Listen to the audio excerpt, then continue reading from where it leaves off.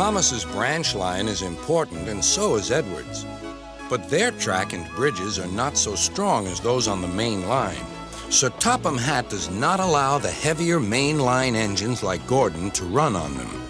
But one day, the way Gordon was talking, you would have thought Sir Topham Hatt had given this order for quite another reason.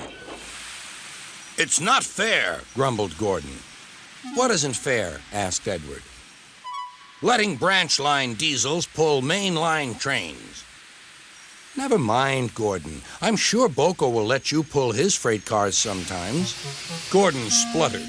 "I won't pull Boko's dirty cars. I won't run on branch lines." "Why not? It would be a nice change." "Sir Topham Hatt would never approve," huffed Gordon. "Branch lines are vulgar." Gordon puffed away. Edward chuckled and followed him to the station. Every evening, the two engines pull two fast trains from the station. Gordon always leaves first with an express for the main line. Edward follows 5 minutes later with his train for the branch line.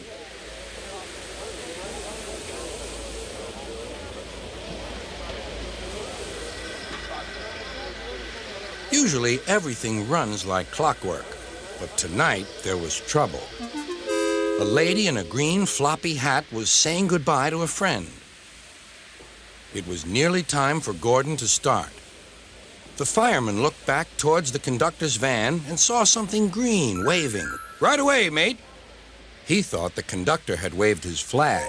Gordon started, leaving luggage, his passengers, and the conductor all standing on the platform. Everyone was very surprised and cross.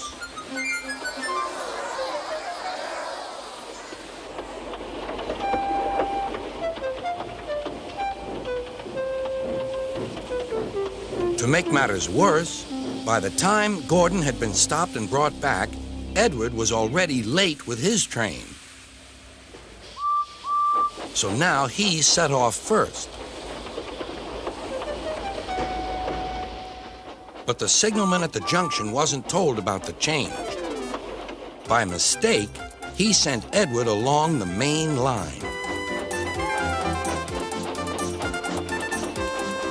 Gordon was sent along the branch and arrived cold and cross on one of the sidings near the harbor.